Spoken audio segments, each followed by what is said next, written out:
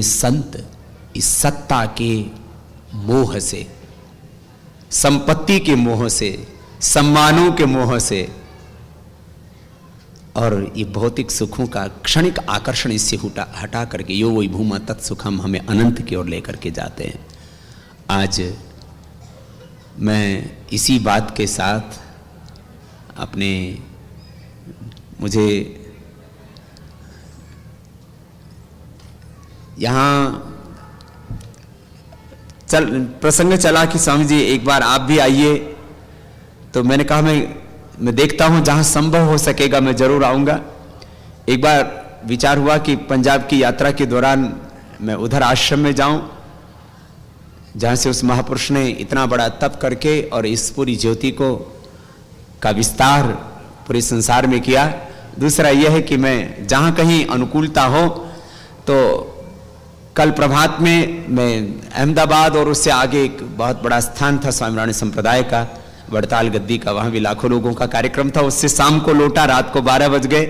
फिर आज कुछ दिन के कार्यक्रम थे तो मैंने पूज्य महाराज श्री से कहा कि मेरे लिए आज का दिन अनुकूल रहेगा। और जब पता लगा तो आज का दिन भी हम सब के लिए बहुत ही दिव्यता का दिन है, क्योंकि आज के दिन इस युग में जिनको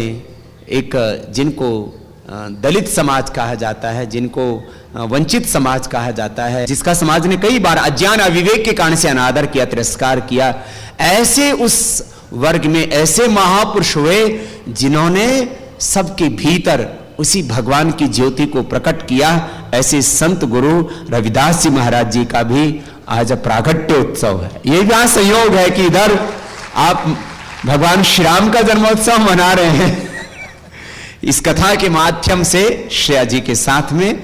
वही एक महापुरुष जिन्होंने अपने जन्म से करोड़ों लोगों को कृतार्थ किया, अपने ज्ञान से, अपने जीवन से, अपने कृतित्व से, अपने आचरण से। ऐसे महापुरुष के भी अवतरण के इस दिव्य दिन मुझे यहाँ आने का ये एक निमित्त मिला। और मैं बस इतना ही कहना चाहूँगा कि जो हमारे संत कर रहे हैं और इतनी दिव्यता के साथ कर रहे हैं। पूज्य श्रद्धेय नरेंद्रानंद जी महाराज जी से जब मैं मिला, पूज्य आदित्य नंद जी महाराज जी से मिला, और उसके बाद तो मुझे लगता है कि मुझे एक बार बहुत जल्दी ही अब पंजाब भी आना पड़ेगा, नूर महल में भी आना पड़ेगा। मुझे साधुओं से बहुत प्यार है, और साधुओं से ज्यादा साध्वियों के भीतर जब मैं दिव्यता को, ऋषित्व को देखता हूं तो और ज्यादा प्रसन्नता होती है कि आज महिला सशक्तिकरण के नाम पर लोग सोचते हैं कि महिलाओं को वार्ड मेंबर बना दो, ग्राम पंचायत की अध्यक्ष बना दो, उनको मेयर बना दो, उनको एमएलए एमपी बना दो, उनको सीएम पीएम बना दो, और उनको श्रेया भारती जैसी साध्वी बना दो। उनको हमारे ऐसी दिव्यता लिए हुए। मैंने पूछा कितनी बहनें हैं? बोले बाबा जी कितनों का नाम बताएं। मैंने कहा कितनी है? बोले सहस्रों हैं। तो जीवन में तुम्हें कितना बड़ा कोई आर्थिक या राजनीतिक साम्राज्य मिलता है, वो आपकी जीवन की महिमा नहीं, आपके जीवन में कितनी दिव्यता आती है, यह आपकी जीवन की महिमा है। और वो महिमा ये है ये महिलाओं का सात्विकी सशक्तिकरण है। 2 तरह का सशक्तिकरण होता है ना, वैसे तो 3 तरह का होता है, एक तामसिक, एक राजसिक। अब फूलन देवी थी, वो भी तो सशक्तिकरण ही था। वो तामसिक सशक्तिकरण है कि खड़े करके कर दिया काम। अब ये राजनीति में जो महिलाएं हैं, ये राजसिक सशक्तिकरण है महिलाओं का, और ये जो मंच पर आप देख रहे हैं ये सात्विक सशक्तिकरण है महिलाओं का। ये सात्विक सशक्तिकरण है, और यही दिव्यता। योगा गार्गी एतत्मा अक्षरम अविदित्व अस्मात् लोकात् प्रैति सकृपण। याज्ञवल्क्य कहते हैं, ए गार्गी जो बिना उस अक्षर ब्रह्म को जाने इस दुनिया से प्रयाण करता है वो दरिद्र है, चाहे उसके पास कितनी ही दौलत हो, साम्राज्य हो। और जो ब्रह्म के साथ एकाकार होकर के इस संसार से जाता है वो ही वास्तव में महान है और उसी का जीवन धन्य है। और एक थोड़ी सी विनोद की बात कर लेता। बहुत से लोग बोलते, बाबा जी आप लोगों ने ब्याह क्यों नहीं किया? और ये बात यहां नहीं, मैं यूके में गया, अमेरिका में गया, वहां भी टाइम्स एक बहुत बड़ा अखबार है, वहां भी सब, अब मीडिया वालों को तो मुझसे ज्यादा शायद बहुत कम लोग जानते हो, क्योंकि मेरा पाला बहुत बड़ा है उनसे, और हमारा सहयोग भी उन्होंने बहुत किया है। उनका मैं अभिनंदन भी करता हूं और आपके द्वारा भी अभिनंदन चाहूंगा, वो भी हमारी शक्ति है। तो मेरे से, मैं यूके में था, एक बहन बोलती है, बाबा जी आपने शादी क्यों नहीं की? मैंने कहा ये मेरा पर्सनल सब्जेक्ट है, आपको क्या आपत्ति? बोले फिर भी बाबा जी बताओ। मैंने कहा देखो मैं बताऊंगा तो शायद आपको समझ में नहीं आएगा। नहीं बोलो पर फिर भी बताओ। खैर, तो मैंने कहा मैंने सब बहनों के अंदर, सब बेटियों के अंदर, सब माताओं के अंदर भगवान के स्वरूप को देखता हूं, इसलिए ब्याह किससे करूं ये समझ ही नहीं आता। और मैं सबसे प्यार करता हूं, एक से ब्याह कर लिया तो उससे सबसे ज्यादा प्यार हो जाएगा, बाकी तो प्रेम मेरा बट जाएगा। मैं अपने प्रेम को खंडित नहीं होने देना चाहता और उसको अखंड रखना चाहता हूं, इसलिए मैं तो अपने परमात्मा के स्वरूप को ही सब मां बहन बेटियों में देखता हूं, इसलिए शादी की। और अच्छा वैसे जो शादी करते हैं तो क्या देखते हैं? बोले भाई इस रूप इसमें कितना अच्छा है, पैसा वाला कितना है, बुद्धिमान कितना है, धनवान कितना है, बलवान कितना है। तो मैंने देखा मेरे भगवान से बड़ा बलवान तो कोई है नहीं, उससे बड़ा कोई धनवान तो है नहीं, उससे बड़ा कोई गुणवान तो है नहीं, ना उससे बड़ा कोई धनवान, ना उससे बड़ा कोई बलवान, ना उससे बड़ा कोई गुणवान, ना उससे बड़ा कोई महान, तो हम तो उसी के हो गए। इसलिए मैं कहता हूं, जो बहुत आजकल इसके ऊपर भी बहुत लंबी चौड़ी चर्चा चलती है, जहां जाओ वही माइक सामने लग जाते हैं, बाबा जी 4 बच्चे पैदा करने चाहिए कि 14? अरे हम बाबा जी आदमी, हमारे क्या लेना देना इस बात से? 4 करो कि 14 करो कि 24 करो? बोले नहीं आप भी अपना बयान दो। मैंने कहा भैया हमारे तरफ से कोई खतरा नहीं, ना 2 का, ना 4 का, ना 14 का। अरे भैया हमारा क्या लेना देना इससे? लेकिन एक बात कहता हूं, जो कम पढ़े लिखे हैं वो बहुत ज्यादा बच्चे पैदा करते हैं। क्यों? अज्ञान में उनको ऐसा लगता है अरे कहीं 1-2 पैदा किया और किसी को स्वाइन फ्लू हो गया तो, कोई डायरिया में मर जाए, कोई मलेरिया में मर जाए, कोई ऐसे एक्सीडेंट में मर जाए। मैं सुनता था बचपन में, अरे भैया 3-4 तो होने ही चाहिए। क्यों? अविवेक। और गरीब आदमी इसमें ज्यादा करता है। अज्ञान और जो है अविवेक, अज्ञान और अभाव, इलिटरेसी एंड पॉवर्टी अंग्रेजी में कहें तो, इसके कारण से बहुत ज्यादा बच्चे पैदा होते हैं। एक गरीब आदमी तो अपने छोटे से बच्चे के बुखार की बीमारी के इलाज के लिए 5 लाख रुपए खर्च कर देता है। गरीब के पास तो 500 भी नहीं होता, क्या करेगा? तो अज्ञान और अभाव के कारण से गरीब लोग अज्ञान में, इलिटरेशन, पॉवर्टी के कारण से बहुत बच्चे पैदा करते हैं।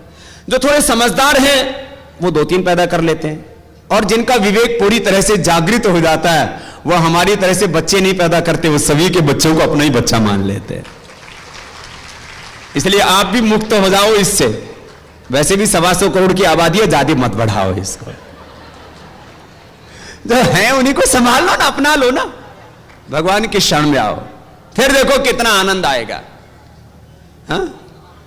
फिर आप भी अपने बच्चों को ऐसे ही भगवान के लिए, भागवत कार्य के लिए, राष्ट्र कार्य के लिए, धर्म कार्य के लिए अर्पित कर दीजिए। जैसी दिव्य आत्माएं आपके सामने बैठी हैं, इनको दे दीजिए, और थोड़ा और कुछ हो तो मुझे भी दे दीजिए, हम उनको ऋषि बना देंगे, आपका कुलवंश तर जाएगा उससे। हाँ?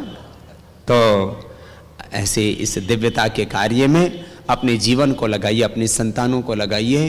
देखो किसी के बेटा या बेटी होने से, बेटा बेटी तो दोनों बराबर हैं ही, इसमें तो कोई प्रश्न नहीं। और मैं इस मन से कहते हुए भी बहुत गौरव अनुभव करता हूं कि भ्रूण हत्या के खिलाफ भी बहुत बड़ी मुहिम पूज्य आशुतोष जी महाराज जी ने चलाई, गोरक्षा के लिए।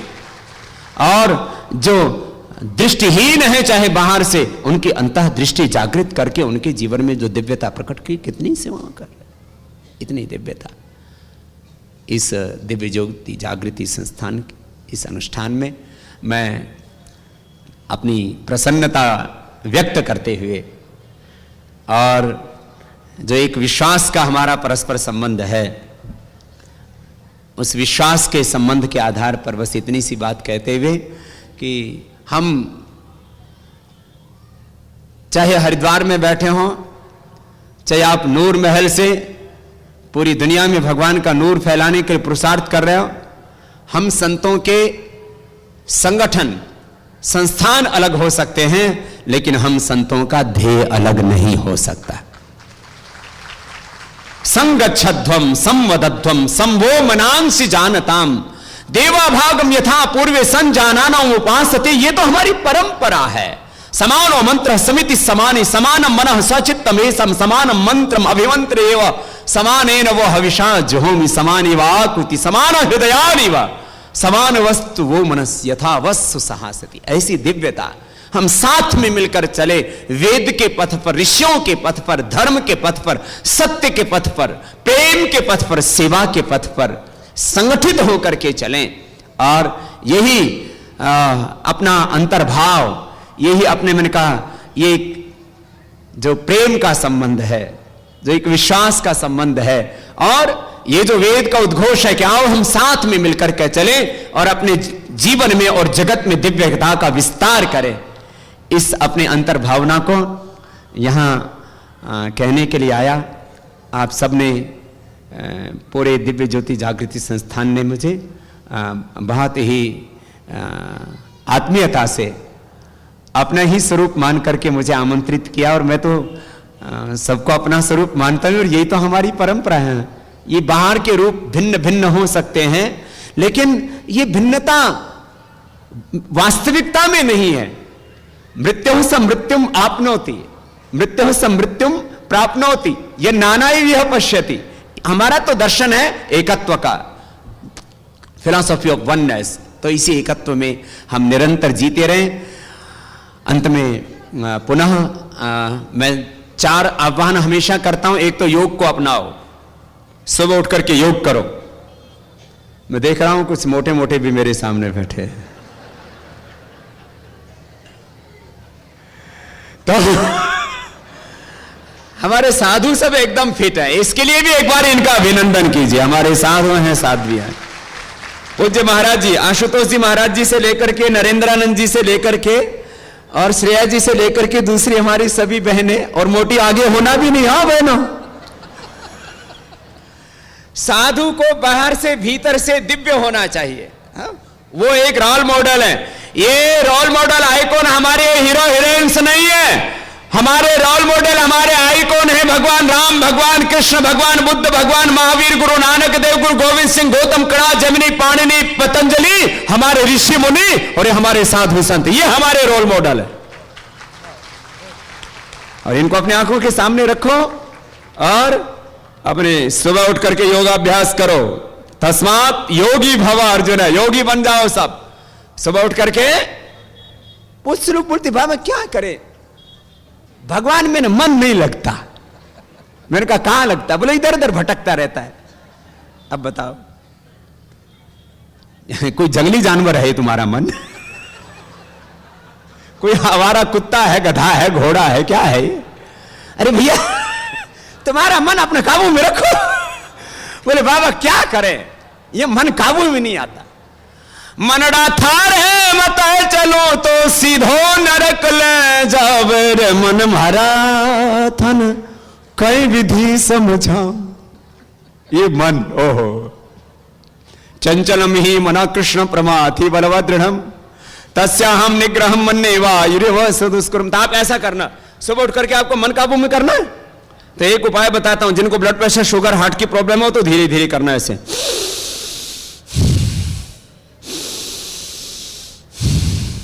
और जिनको 1 मिनट में मन को काबू करना हो ना, और पूरे शरीर से पसीना बहाना हो ना, कुछ जवान भी बैठे हैं, बेटियां बेटे भी, वो जिम जाते हैं। जिम जाने की जरूरत नहीं, 1 मिनट मेरे साथ करके दिखा दो, मैं मान लूंगा। 1 मिनट में नहीं कर सकते तुम, इतना ताकत लगती है। प्राण में तो सबसे बड़ी शक्ति, प्राण ही ब्रह्म है। 1 मिनट ही कर लिया करो, शुरुआत तो करो। बोलो कल सुबह से योग करोगे? अरे जोर से तो बोलो। और जो योग नहीं करेगा वो तो भोग में तो पड़ेगा ही, और जो भोग में पड़ेगा उसको तो रोग होगा ही, और जिसको रोग होगा फिर वो तो अकाल मरेगा ही। भोग में तो रोग है ही, भोग रोग भयम, ये तो है ही। इसलिए सारे हमारे महापुरुष सब योगी थे। तस्मात योगी भव अर्जुन है, तो सुबह उठ के योगी बनना। कैसे? 1 मिनट से शुरू करो। देखो ऐसे, ये तो धीरे वाला बताया बीमारों के लिए, और जो बलवान है ना, एक बार जरा करके देख लो। मैं भी तो कुर्सी पर बैठा हूं तुम्हारी तरह, करके देखो एक बार जरा।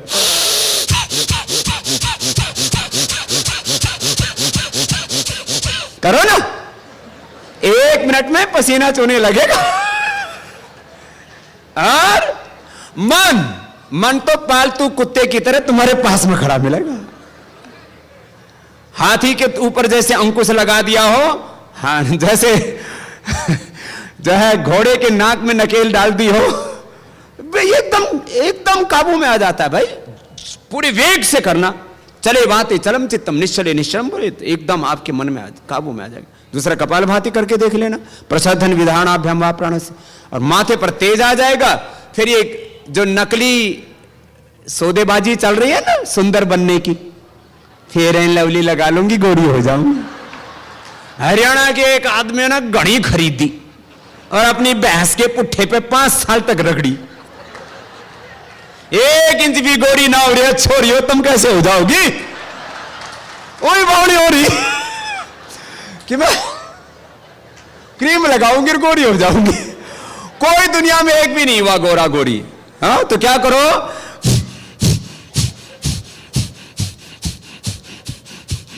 जो बीमार हैं धीरे धीरे करो, जवान है तेजी से करो। 100 साल तक चेहरे पर चमक रहेगी, चेहरे पर नूर रहेगा,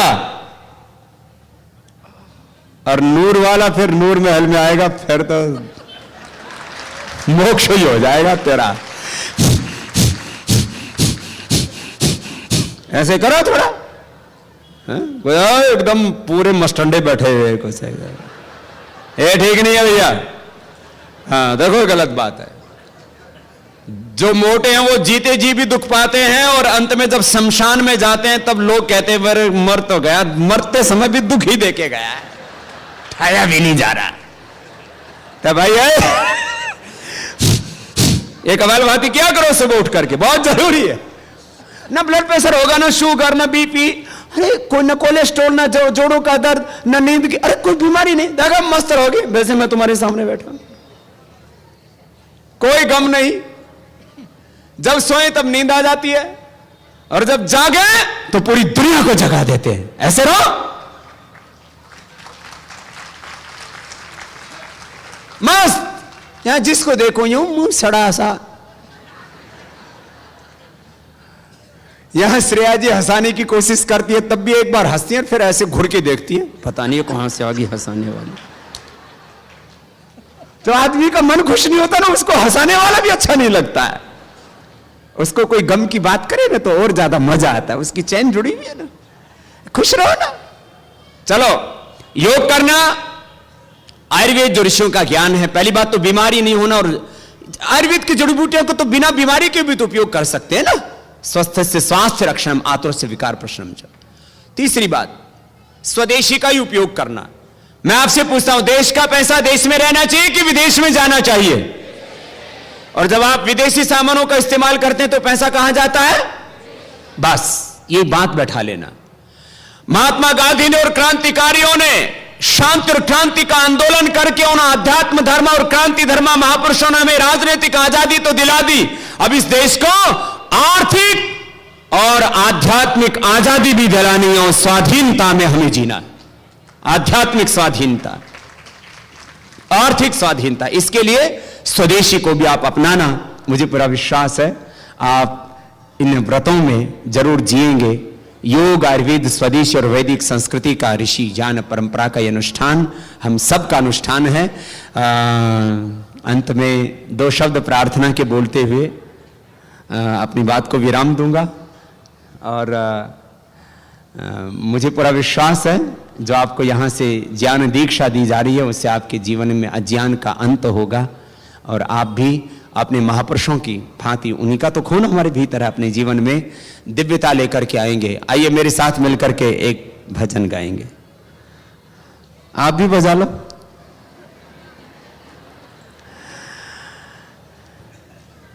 देखो, लोग कहते हैं हम बाहर मेहनत करते हैं, खेती बिजनेस व्यापार करते हैं तो हमको धन मिलता है, और धन सब कुछ नहीं होता, लेकिन धन के बिना कुछ भी नहीं होता। तो भगवान का भजन क्यों करना? भगवान का भजन करने से धन नहीं धन्यता मिलती है। और मेरे को भगवान मिल गया तो भगवान ही का तो सब कुछ है, तो सब कुछ मिल गया ना। तेरी शरण में आकर मैं धन्य हो गया, तेरी शरण में आकर मैं धन्य हो गया।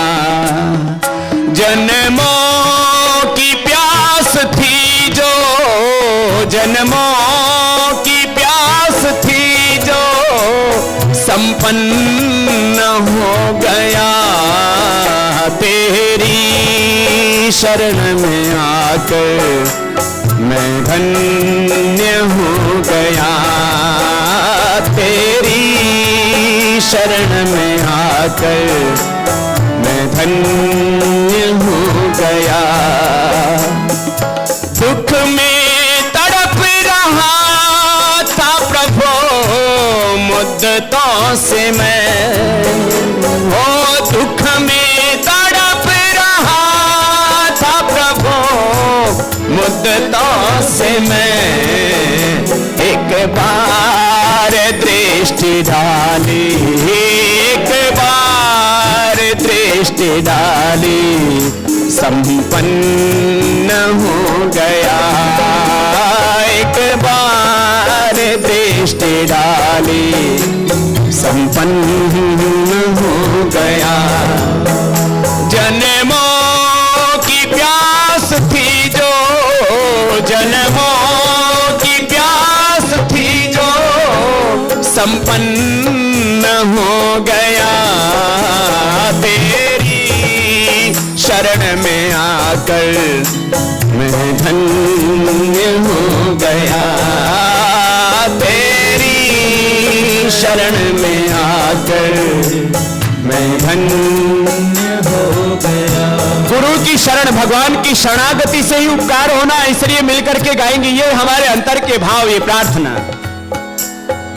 करना कभी न दूर प्रभु चरणों से आप, करना कभी न दूर प्रभु चरणों से आप, चरणों के ही सहारे, चरणों के ही सहारे उपवन मिल गया, एक आप मिल गए तो सब धन मिल गया, एक आप मिल गए तो सब धन मिल गया। जन्मों की प्यास थी जो, जन्मों की प्यास थी जो संपन्न हो गया, तेरी शरण में आकर मैं धन्य हो गया, तेरी शरण में आकर मैं धन्य हो गया, मैं धन्य हो गया, मैं धन्य हो गया। बोली सच्चिदानंद भगवान की जय, भारत माता की जय, सियावर रामचंद्र की जय।